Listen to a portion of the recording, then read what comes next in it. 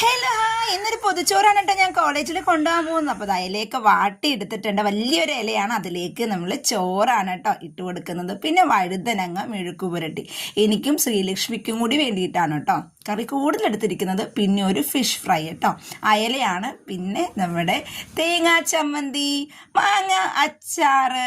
പിന്നെ ഒരു കാര്യം കൂടിയുണ്ട്, ഇത് നമുക്ക് മിസ് ചെയ്യാൻ പറ്റില്ലല്ലോ, മസ്റ്റ് അല്ലേ. പിന്നെ ഓംലെറ്റ്, പിന്നെ ഒരു മീൻകറി, അയിലയുടെ തല കഷ്ണാണ് കേട്ടോ വെച്ചിരിക്കുന്നത്. അതിലേക്ക് ചാറും കൂടി ഒഴിച്ച് നമ്മൾ പൊതിഞ്ഞ് കെട്ടി റെഡിയാക്കി പാക്ക് ചെയ്ത് കൊണ്ടുപോകാനായിട്ട് എന്താ അവിടെ വെച്ചിട്ട് സ്റ്റോപ്പ് ചെയ്തിട്ടുണ്ട്.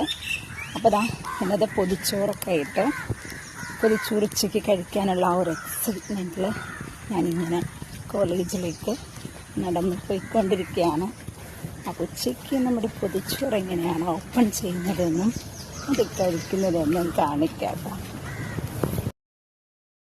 അപ്പോൾ പോകുന്ന വഴിക്ക് ഒരു ഓട്ടോ കിട്ടിയിട്ടുണ്ട്. അങ്ങനെ ക്ലാസ്സിൽ ഞാൻ പൊതിച്ചോറ് ഓപ്പൺ ചെയ്യാനായിട്ട് പോവാണ്. 12:30ക്കാണ് കേട്ടോ ബ്രേക്ക് ടൈം ലഞ്ചിൻ്റെ.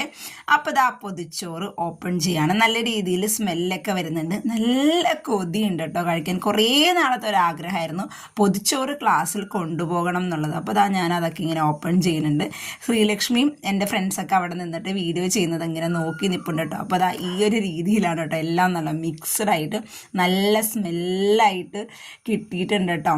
സ്മെല്ലെന്ന് പറഞ്ഞാൽ ആ വാഴയില വാട്ടിയതിൻ്റെയും ആ ഒരു എല്ലാ കറിയുടെയും കൂടി ഒരു പ്രത്യേകമായിട്ടുള്ളൊരു സ്മെല്ല്. അപ്പം ഞാൻ കഴിക്കാനുള്ളൊരു തയ്യാറെടുപ്പിലാണ്. എല്ലാം അങ്ങ് പുറത്തേക്ക് മാറ്റി വെച്ചു കേട്ടോ, കുറച്ച് നീക്കി വെച്ചിട്ട് കഴിക്കാനായിട്ട് പോവാണ്. നല്ല കൊതിയോടുകൂടി കുഴച്ച് ഞാൻ കഴിക്കുകയാണ് കേട്ടോ.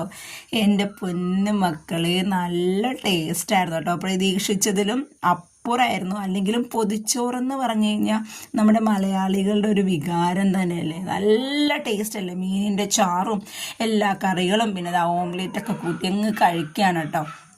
നല്ല ടേസ്റ്റായിരുന്നു. നിങ്ങൾ എന്തായാലും ഓഫീസിലോ സ്കൂളിലോ കോളേജിലൊക്കെ പോകുമ്പോൾ ഇതുപോലെ പൊതിച്ചോറ് കൊണ്ടുപോയാൽ അടിപൊളിയായിരിക്കും. ഉച്ചക്ക് വയറ് നിറച്ച് നമുക്ക് കഴിക്കാൻ പറ്റും.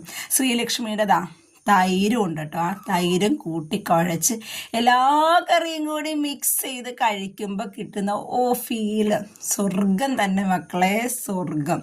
നന്നായിട്ട് കഴിച്ചു. പലപ്പോഴും വേസ്റ്റ് വെക്കാറുണ്ട്, അതുപോലെ ഇപ്പോഴും കുറച്ച് വേസ്റ്റ് വന്നു. എന്നിട്ടും കുഴപ്പമൊന്നുമില്ല, ഞാൻ ഫുള്ള് കഴിച്ചു. പിന്നെ മോരും കൂടി കുടിച്ച് ടാറ്റ ബൈ ബൈ പറയാണ്. Love you.